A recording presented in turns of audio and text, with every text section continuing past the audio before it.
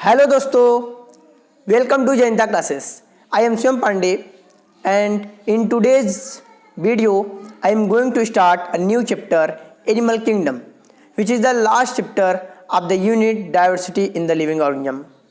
We have already completed chapter 1, chapter 2 and chapter 3, means the living world, biological classification and plant kingdom.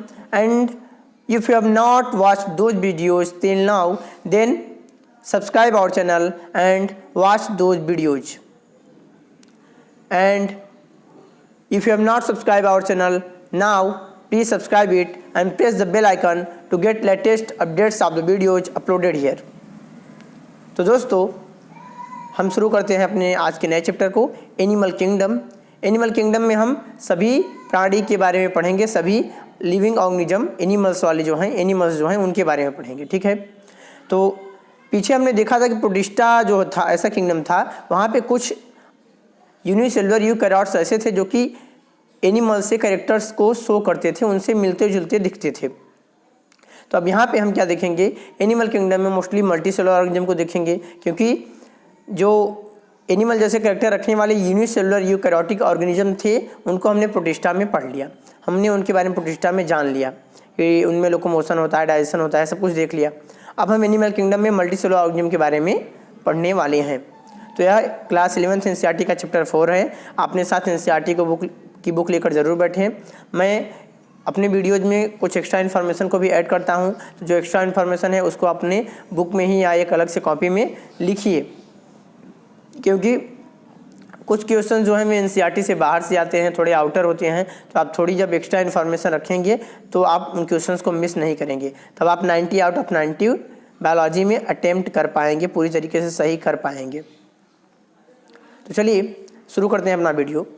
When you look around, you will observe different animals with different structures and forms. As over 1 million species of animals have been described till now, the need for classification becomes all the more important. The classification also helps in assigning a systematic position to newly described species. जब आप अपने चारों तरफ देखते हो तो आप देखते हो कि अलग अलग प्रकार के एनिमल्स हैं जिनकी अलग अलग संरचनाएं हैं, अलग अलग रूप हैं। और आपको पहले से पता है कि हमने कुल मिलियंस में जो एनिमल्स की स्पीसीज है, मिलियंस में उनको डिस्क्राइब कर लिया है, उनके बारे में जान लिया है। टोटल जो स्पीसीज है 1.7 to 1.8 मिलियन है। ठीक है, और उनमें एनिमल्स भी काफ़ी ज़्यादा मात्रा में हैं। तो जब आप मिलियंस में स्पीसीज के बारे में जान जाते हो तब क्लासिफिकेशन बहुत ज़रूरी हो जाता है, क्योंकि हम एक एक स्पीसीज को कितना पढ़ेंगे। और जब क्लासिफिकेशन रहेगा तो आप एक ग्रुप के बारे में पढ़ लिया, उस ग्रुप में आने वाले सारे ऑर्गेनिजम्स के बारे में आपको पता चल जाएगा। जो क्लासिफिकेशन है वह एक स्पीसीज को, जिसके बारे में आप सबको सब कुछ पता है, उसे एक निश्चित स्थान देने में भी मदद करता है।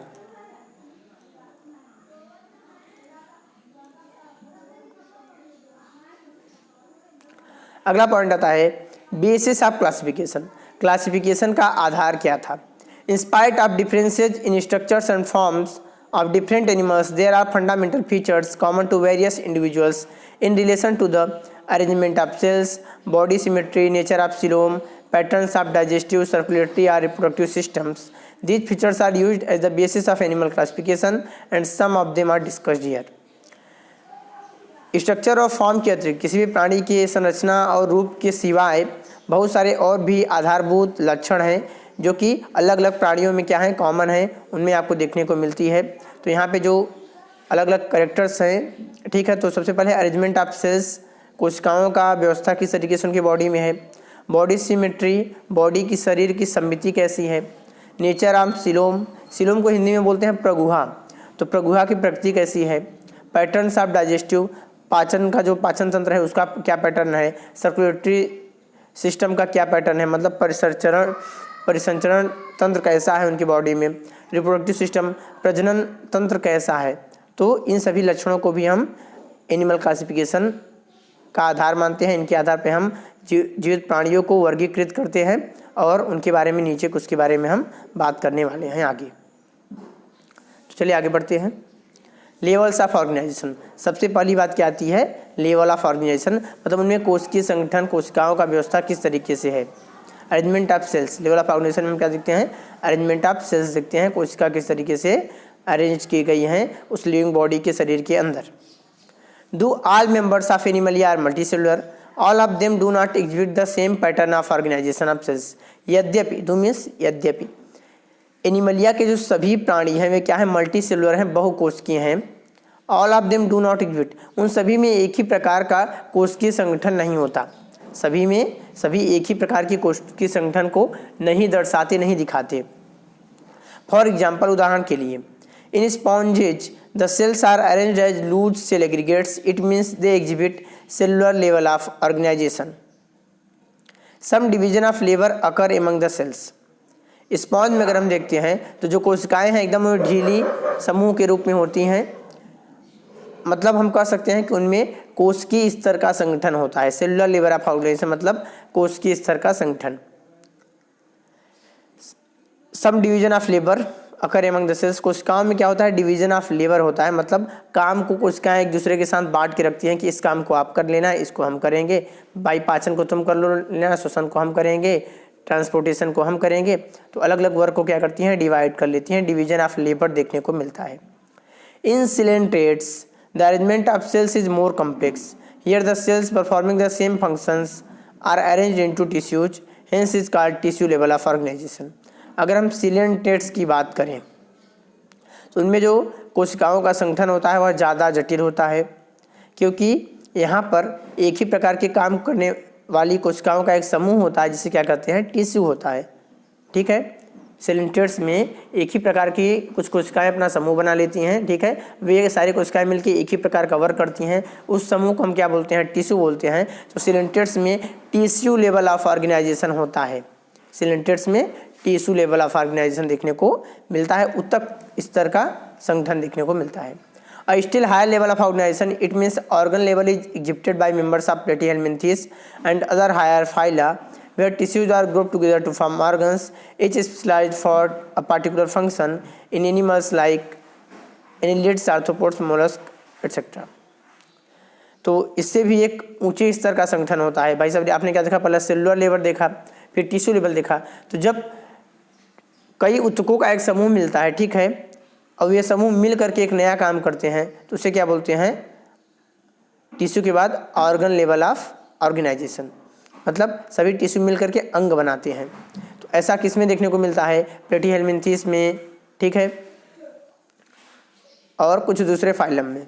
सब में क्या होता है, एक स्पेशल काम करने का, सब में एक स्पेशल काम करने की जिम्मेदारी होती है कि हर ऑर्गन का एक अपना अलग काम होता है। जैसे हम अपनी बॉडी को देखें तो स्टमक का क्या काम है, मतलब स्टमक है, ठीक है, स्मॉल इंटेस्टाइन है, लार्ज इंटेस्टाइन है, सब मिलके क्या काम कराते हैं, डाइजेशन कराते हैं। हार्ट क्या कराता है, पंपिंग ऑफ ब्लड करता है। लंग क्या करता है, गैसियस एक्सचेंज करता है। तो हर बॉडी का, हर ऑर्गन का एक अपना अलग अलग काम है। अब आ रहा है in animals like annelids, arthropods, mollusc, Echinodermates and chordates, organs have associated to form functional system. Each system concerned with a specific physiological function. This pattern is called organ system level of organization. अब करा कि एनलिड है, arthropod है, mollusc है, echinoderm है, chordate, यहाँ पे सारे ऑर्गन मिलकर के एक खास तंत्र बना लेते हैं। ठीक है, और इस तंत्र को हम क्या बोलते हैं, organ system level of organisation. जैसे हमारा जो डाइजेस्टिव सिस्टम है वह क्या है, organ system level of organisation है, क्योंकि यहाँ पे एक नहीं, एक से ज़्यादा ऑर्गन मिलकर के काम करते हैं। Organ systems in different groups of animals exhibit various patterns of complexities. ये जो ऑर्गन सिस्टम है, ठीक है, अंगों का जो तंत्र है, अलग अलग ऑर्गेनिज्म में, यह अलग अलग प्राणियों में अलग अलग प्रकार की यह क्या करता है, जटिलता को दिखाता है।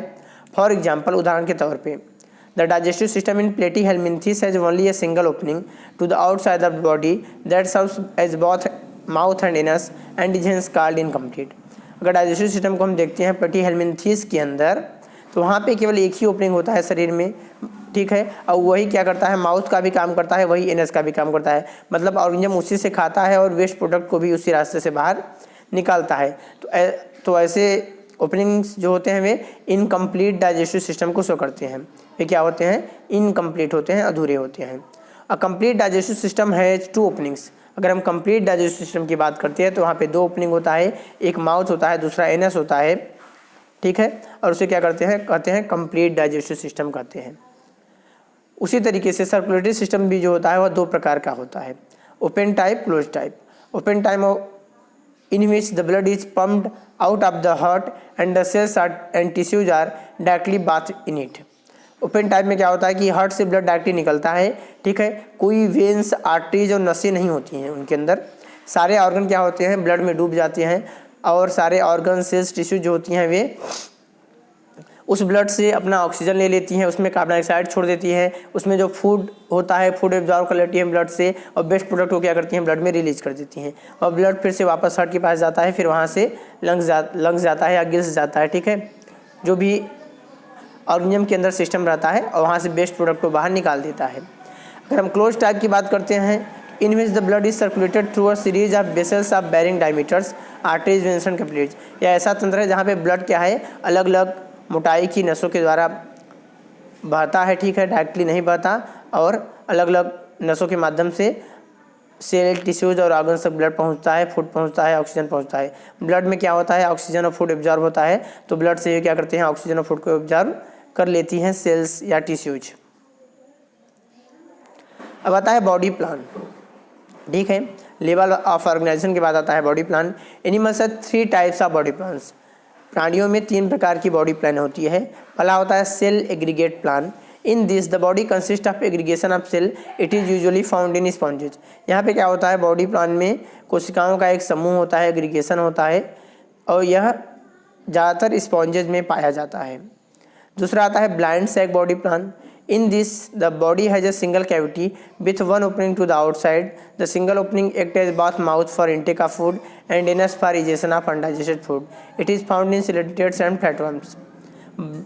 ब्लाइंड सैक प्लान में क्या होता है कि बॉडी में केवल एक ही कैविटी होती है, ठीक है, बॉडी के बाहर केवल एक ही ओपनिंग होती है और यह एक ही ओपनिंग जो है वह माउथ का भी काम करती है भोजन को अंदर ग्रहण करने के लिए और एनस का भी काम करती है बॉडी से बेस्ट अनडाइजेस्टेड फूड को बाहर निकालने के लिए।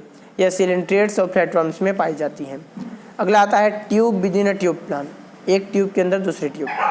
इन this the body has 2 tubes, यहाँ पे शरीर में 2 ट्यूब्स होती हैं, one formed by the body wall, दूसरा शरीर के दीवार के द्वारा बनती है, and other formed with in it by the digestive tract. और दूसरा क्या होता है कि उस वाल में भी एक ओपनिंग बन जाती है जिसको हम क्या बोलते हैं डाइजेस्टिव ट्रैक्ट बोलते हैं।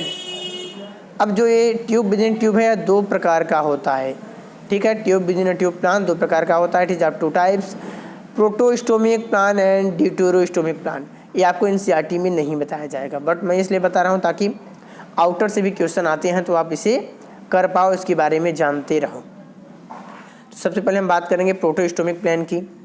इन this type of plan mouth develops first and anus letter on in the embryo. सबसे पहले क्या होता है एम्ब्रायो के अंदर माउथ का विकास होता है, मुंह का विकास होता है और बाद में एनस का विकास होता है। The animals which possess this body plan are called protostomes. It occurs in roundworms, annelids, mollusks and arthropods. और ऐसे एनिमल्स के शरीर में क्या होता है प्रोटोस्टोम पाया जाता है। यह इस प्रकार की body plan roundworm, annelida, mollusca और आर्थ्रोपोडा में देखने को मिलती है। इसके बाद आता है deuterostomic body plan. In this type of plan anus develops first and mouth later on in the embryo. Embryo के अंदर एनस का विकास पहले होता है और माउथ का बाद में होता है। The animals which possess this plan are called deuterostomes. और जिन एनिमल्स में इस प्रकार का प्लान पाया जाता है उन्हें ड्यूटेरोस्टोम्स कहते हैं। It is found in echinodermates, hemichordates and chordates. और यह इकाइनोडर्मेट्स, हेमिकॉर्डेट्स और कॉर्डेट्स में पाया जाता है, इन्हीं में ड्यूटेरोस्टोम्स पाए जाते हैं। और राउंडवर्म, एनिलिड्स, मोलस्क और आर्थ्रोपोड्स में क्या होते हैं प्रोटोस्टोम्स पाए जाते हैं। अब आती है body symmetry. Based on symmetry animals are 2 types. सममिति के आधार पर एनिमल्स 2 प्रकार के होते हैं। पहला होता है एसिमेट्रिकल, दूसरा होता है सिमेट्रिकल। एसिमेट्रिकल मतलब जिसमें कोई सममिति नहीं होती है और सिमेट्रिकल मतलब जिसमें कोई न कोई एक सममिति होती है। It is the arrangement of similar body parts on 2 sides of main axis of body. या क्या है कि अलग अलग समान बॉडी पार्ट्स के टुकड़ों का क्या है अरेंजमेंट है, उनके मेन एक्सिस से हम देखते हैं कि वे 2 बराबर टुकड़ों में हैं या नहीं। तो सबसे पहले हम एसिमेट्रिकल की बात करेंगे। In this body can not be divided into equal halves through median plane. The simplest animals have no symmetry, example sponge, snails etcetera. इस प्रकार के बॉडी प्लान में हम किसी भी ऑर्गेनिज्म की बॉडी को 2 बराबर पार्ट्स में डिवाइड नहीं कर सकते। उनके बॉडी से एक सीधी लाइन ड्रॉ करके एक मीडियन से प्लेन से बराबर लाइन काट करके उन्हें 2 बराबर पार्ट में डिवाइड नहीं कर सकते। जो सबसे सिंपल होते हैं इसमें एनिमल्स, जो सबसे साधारण एनिमल्स होते हैं उनमें कोई सिमेट्री नहीं होती। एग्जाम्पल है स्पॉन्ज, स्नेल्स एक्सेट्रा। फिर दूसरा आता है सिमेट्रिकल। तो सिमेट्रिकल में ऑर्गेनिज्म को दो सिमिलर पार्ट में डिवाइड कर सकते हैं और यह दो प्रकार का होता है। यह दो प्रकार का होता है। पहला होता है radial symmetry. Body can be divided into two similar parts by any plane along oral या aboral axis of body. Example some poriferans, cnidarians, ctenophores and echinoderms. Radial symmetry में क्या होता है कि आप बॉडी को कहीं से भी आप उस पर से एक सीधी लाइन, स्ट्रेट लाइन ड्रा करेंगे उसके सेंटर से, मेन एक्सिस से, तो बॉडी दो इक्वल पार्ट में डिवाइड हो जाएगी। और उसका एग्जाम्पल क्या क्या है, कुछ पोरिफेरंस हैं, ठीक है, नाइडेरियंस है, टिनोफोर्स हैं, इकानोडर्म्स हैं। इनमें आपको रेडियल बॉडी सिमेट्री देखने को मिलती है। मोस्टली क्या होते हैं, राउंड शेप में होते हैं, इस वजह से ये क्या होते हैं, रेडियल सिमेट्री शो करते हैं और ये सममिति शो करते हैं। फिर आता है bilateral symmetry. Body can be divided into two identical right and left halves by a section passing through the longitudinal axis. Examples annelids, arthropods and all vertebrates. The body of bilaterally symmetrical animals has an upper or vertebral dorsal side, a lower ventral side, left and right lateral sides, anterior cephalic side and posterior anal side. तो bilateral symmetry में आप किसी भी organism को दो बराबर right and left, मतलब बाएं और दाहिने दो बराबर टुकड़ों में डिवाइड कर सकते हैं, उनसे एक स्ट्रेट लाइन, वर्टिकल लाइन पास करके। एग्जाम्पल एनिलिडा है, आर्थ्रोपोडा है, सभी वर्टिब्रेट्स हैं। बायलेटरल सिमेट्रिकल में क्या होता है, एनिमल में एक अपर ऊपरी तरफ, ठीक है, या दूसरा वर्टिब्रल डॉर्सल साइड होता है और एक लोअर वेंट्रल साइड होता है, मतलब पीठ का बल होता है, पेट का बल होता है। लेफ्ट और राइट लेटरल साइड्स होते हैं, मतलब बायां और दाहिना होता है। इंटीरियर सर का बल होता है, सेफेलिक होता है, इंटीरियर साइड होता है, और पोस्टीरियर साइड इनस वाला हिस्से को हम क्या बोलते हैं, पोस्टीरियर साइड बोलते हैं। अब बता है germ layers. These layers of gastrula from which all the body organs are formed. All cells of the adult organisms can be traced to one of the three germ layers. Some animals have only the inner and outer germ layers, but more complex animals have mesoderm as well. ये क्या होती हैं, परतें होती हैं जो कि gastrula embryo से निकलती हैं और जिससे सारे ऑर्गन्स का निर्माण होता है, जिससे सभी बॉडी ऑर्गन का निर्माण होता है। एडल्ट की जो सभी कोशिकाएं होती हैं उन्हें आप कह सकते हैं कि वे इन्हीं तीनों जर्म लेयर में से एक होंगी। कुछ एनिमल्स में केवल इनर और आउटर लेयर होता है, जर्म लेयर होता है। बाकी जो कॉम्प्लेक्स एनिमल्स होते हैं उनमें मिडल मेसोडर्म भी होता है। जर्म लेयर्स तीन प्रकार की होती हैं। Ectoderm, it is the inner layer which gives rise to the outer covering of the animal, skin, hair, nails, feathers and scales and the nervous system. Ectoderm का काम क्या होता है, ऐसी आंतरिक लेयर है जो कि जिससे बॉडी का आउटर कवरिंग होता है, शरीर का सबसे भारी परत बनता है। एग्जाम्पल क्या है, स्किन, हेयर, नेल्स नाखून, बाल, फेदर्स पंख, स्केल्स और नर्वस सिस्टम का निर्माण होता है एक्टोडर्म के कारण। फिर आता है mesoderm, it gives rise to muscles, skeleton, circulatory system, kidney, reproductive system. Mesoderm की वजह से हमारे शरीर की मसल्स बनती है, मिडल लेयर होती है मेसोडर्म, स्केलेटन बनता है, कंकाल बनता है, सर्कुलेटरी सिस्टम परिसंचरण तंत्र बनता है, किडनी बनता है और रिप्रोडक्टिव सिस्टम बनता है। Endoderm, it gives rise to digestive tract and associated organs. और इंडोडर्म की वजह से डाइजेस्टिव ट्रैक्ट का निर्माण होता है, पाचन का जो वहिका है उसका निर्माण होता है, गुहिका का, और उससे जो संबंधित ऑर्गन्स हैं उनका निर्माण किसकी वजह से होता है, इंडोडर्म की वजह से होता है। Based on the number of germ layers animals are of two types, diploblastic and triploblastic. Germ layers के आधार पर एनिमल्स दो प्रकार के होते हैं, पहला होता है डिप्लोब्लास्टिक, दूसरा होता है triploblastic. Diploblastic animals cells are arranged in two germ layers, outer ectoderm and inner endoderm. Mesoglea में भी present in between ectoderm and endoderm. Examples sponges and coelenterates. यहाँ पे जो कोशिकाएं हैं उनमें दो जर्म लेयर होता है, बाहरी जो होता है उसे एक्टोडर्म कहते हैं, अंदर वाला जो होता है उसे इंडोडर्म कहते हैं। हाँ, कहीं कहीं पे एक्टोडर्म और इंडोडर्म के बीच में मेसोग्लिया हो सकती है। एग्जाम्पल क्या है, स्पॉन्ज और सिलेंट्रेट्स हैं। आपको मैं फिगर दिखाता हूँ, ये देखिए जो फिगर ए है वो क्या है, डिप्लोब्लास्टिक है। यहाँ पे आप देख पा रहे हैं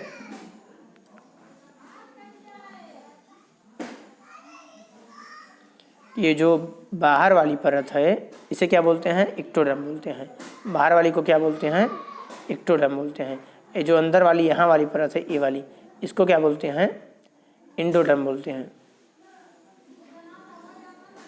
अब होता यह है कि बाहर वाली इक्टोडर्म होती है, बीच में यहाँ पे मेसोग्लिया देखने को मिल सकता है, इनर वाली एंडोडर्म होती है, और फिर उसके बीच में क्या होती है, कैविटी का फॉर्मेशन होता है। तो ऐसे ऑर्गेनिज्म को हम बोलते हैं डिप्लोब्लास्टिक।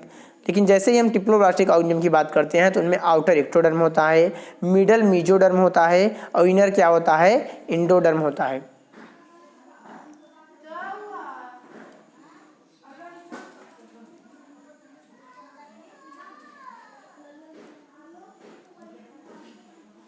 इक्टो ठीक है। अभी बीच वाली क्या आ गई,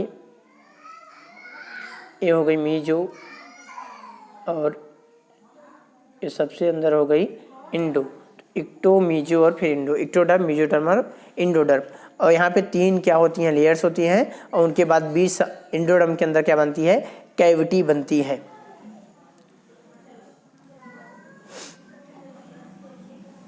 चलिए बात करते हैं। यहाँ 3 germ layers, outer ectoderm, middle mesoderm, inner endoderm. Example है प्लेटीहेल्मिन्थेस टू कॉर्डेट्स। प्लेटीहेल्मिन्थेस से कॉर्डेट्स में क्या होता है, डिप्लोब्लास्टिक सिस्टम होता है जर्म लेयर का। आगे बढ़ते हैं।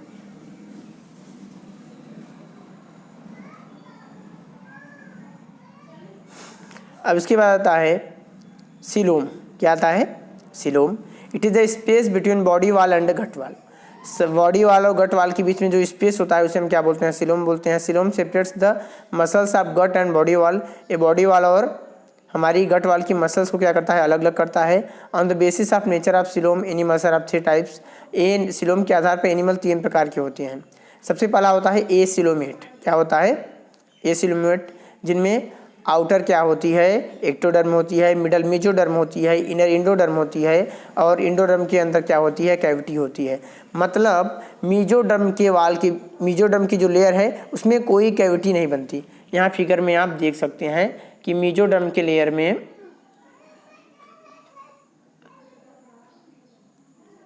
यहाँ देखिए, आप देख रहे हैं ना, ये बाहर वाली क्या है, एक्टोडर्म, फिर मीजोडर्म, उसके बाद इंडोडर्म, फिर कैविटी देखिए केवल एक ही बनी है। यहाँ पे कैविटी देखिए केवल एक ही बन रही है जो कि एक्टोडर्म के अंदर है। तो ऐसे एनिमल्स को हम क्या बोलते हैं, ए सीलोमेट बोलते हैं, जिनमें केवल बॉडी वाल और गट वाल के बीच में कोई कैविटी नहीं होती है। The space between body wall and digestive cavity is filled with matrix. इनमें जो बॉडी वाल और डाइजेस्टिव कैविटी के बीच का जो स्पेस होता है वो मैट्रिक्स से भरा होता है, ठीक है, जिसको हम पैरेंकाइमा भी बोल सकते हैं। एग्जाम्पल क्या है, पोरिफेरा टू प्लेटीहेल्मिन्थेस। अब दूसरा आता है स्यूडोसीलोमेट्स। यहाँ पे क्या होता है कि यहाँ पे भी ट्रू सीलोम नहीं होता, ठीक है। ये देखिए स्यूडोसीलोम में ट्रू सीलोम नहीं होता। होता यह है कि आउटर एक्टोडर्म होता है, middle mesoderm, inner endoderm. Mesoderm में क्या होता है कि उसमें क्या होते हैं, कुछ जगह पे खाली स्पेसेज होती हैं, और बाकी क्या होता है, मीजोडर्म का स्कैटर्ड पाउचेज होते हैं, ठीक है। देख रहे हैं ना, ये देखिए स्कैटर्ड पाउचेज हैं, ये क्या है, स्कैटर्ड पाउचेज हैं। और आपको थोड़ी थोड़ी खाली स्पेस दिख रही है ना, यहाँ पे देखिए थोड़ा थोड़ा खाली स्पेस यहाँ पर है। तो ये क्या है, यहाँ पे पूरी तरीके से कैविटी नहीं होती है, ठीक है, उसमें बीच बीच में मीजोडर्म प्रेजेंट होती है। और एग्जाम्पल क्या है, स्केलमिन्थेस है। क्या है, स्केलमिन्थेस। आखिरी में आता है सिलोमेट। तो सिलोमेट का मतलब यह है कि जिनमें ट्रू सिलोम हो, मतलब कि मीजोडर्म के बीच में कैविटी बने, मीजोडर्म के बीच में कैविटी बने। मैं आपको समझाता हूँ फिगर ड्रा करके, ऐसे समझिए।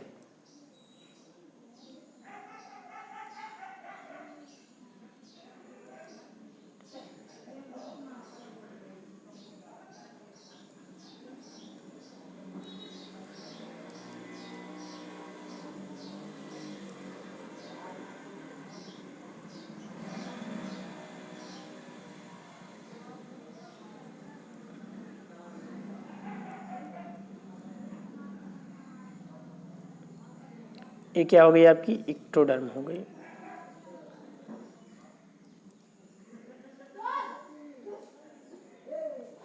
ठीक है, इक्टोडर्म के बाद नंबर आएगा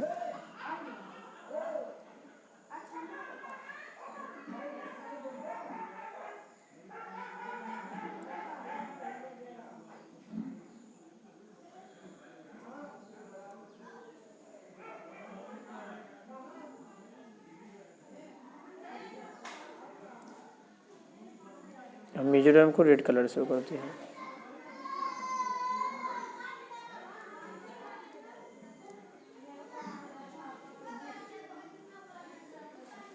ये देखिए दोनों रेड वाले क्या है, मेजोडर्म ही है। देखिए मेजोडर्म के 2 लेयर के बीच में आपको कैविटी दिख रही है ना, देखिए ये कैविटी है ना, ये कैविटी। जब ऐसी कैविटी मेजोडर्म के 2 वाल के रूप में डिवाइड हो, उसके बीच में एक क्या बने, स्पेस, खाली स्पेस बने, तो उसे क्या बोलते हैं, सिलोमेट बोलते हैं। और यहाँ देखिए ट्रू कैविटी। बाकी मैं फिगर कंप्लीट करता हूँ। अब सबसे अंदर आती है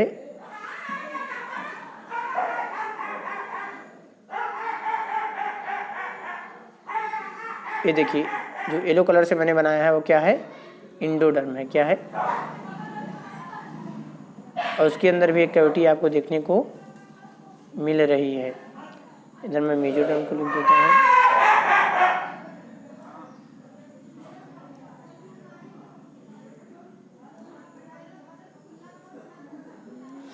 तो ये जो रेड कलर से बनी हो क्या है, मेजोडर्म है, ब्लू वाली क्या है, एक्टोडर्म है, और येलो वाली क्या है, इंडोडर्म है। और देख रहे हैं आपको मेजोडर्म में भी आपको एक कैविटी दिख रही है और इंडोडर्म में। तो यहाँ पे क्या है कि बॉडी वाल और गट वाल के बीच में जब कैविटी होती है, मेजोडर्म में एक कैविटी बनती है, तो क्या होता है, सिलोमेट होता है।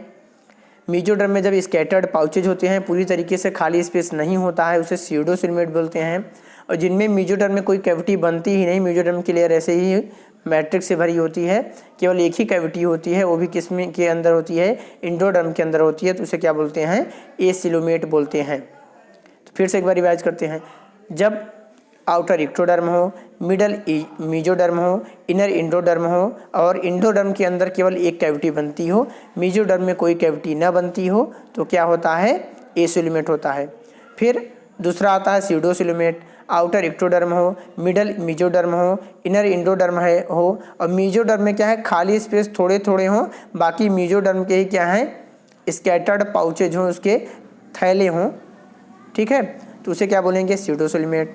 और जब एक्टोडर्म, ठीक है, और मेजोडर्म की 2 लेयर हो और दोनों लेयर के बीच में क्या हो, एक कैविटी बन जाए, फिर इंडोडर्म के अंदर भी एक कैविटी रहे, ठीक है, जिसमें डबल कैविटी रहे, तो उसे क्या बोलोगे, सिलोमेट बोलोगे।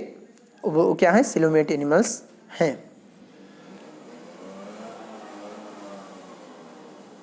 तो सिलोमेट किसमें होते हैं, एनिलिडा से लेके कॉर्डेटा तक क्या होते हैं, सिलोमेट्स होते हैं। अब बताएं haemocoelomates. Here the true coelom is reduced and is filled with blood. जिनमें ट्रू सिलोम क्या होता है, थोड़ा खत्म हो जाता है, घट जाता है, और उसमें ब्लड भर जाता है, उन्हें क्या बोलते हैं, हेमोसिलोमेट बोलते हैं। एग्जाम्पल है इन arthropods and mollusc, functions of coelom. तो होता किस में है, आर्थ्रोपोड्स और मोलस्क में क्या होता है, हेमोसिलोमेट्स होता है। आर्थ्रोपोड्स और मोलस्क में हेमोसिलोमेट्स होते हैं, क्योंकि वहाँ पे सिलोम वाली कैविटी में ब्लड भरा रहता है।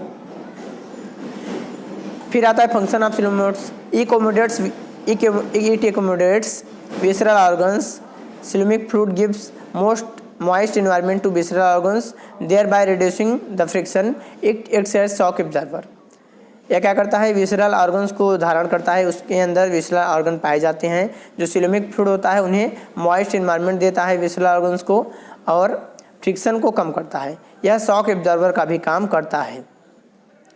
True coelom is of 2 types, 2 प्रकार का होता है, साइजोसिलोम और इंट्रोसिलोम। साइजोसिलोम जो होता है, it develops as a split in the mesoderm sheet.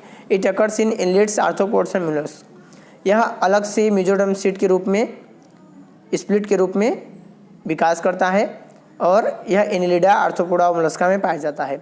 जबकि जो इंट्रोसिलोम होता है, इसमें mesoderm rises from the wall of embryonic gut as hollow outgrowth. It occurs in echinoderms और कॉर्डेट्स। इंट्रोसिलोम में क्या होता है कि मेजोडर्म जो होती है वह एम्ब्रायोनिक गट के वाल से निकलती है, खोखले आउटग्रोथ के रूप में, या इकानोडर्मेट्स से लेकर कॉर्डेट्स तक पाई जाती है। तो दोस्तों आज की वीडियो को हम यहीं पे समाप्त करेंगे। अगर आप सभी को वीडियो अच्छा लगे तो प्लीज़ इसको ज़्यादा से ज़्यादा लाइक करिए, शेयर करिए, और शेयर करके हमारा सपोर्ट करिए। Thanks for watching. मैं आप सभी से अगली वीडियो में मिलता हूं। आप सभी को आपके आने वाले सुनहरे भविष्य की ढेर सारी शुभकामनाएं। आप मन लगा के पढ़ाई करो, और मेहनत करने वालों की कभी हार नहीं होती है। आप मेहनत करोगे तो आपको सफलता ज़रूर मिलेगी। Thanks for watching. फिर मिलते हैं अगली वीडियो में।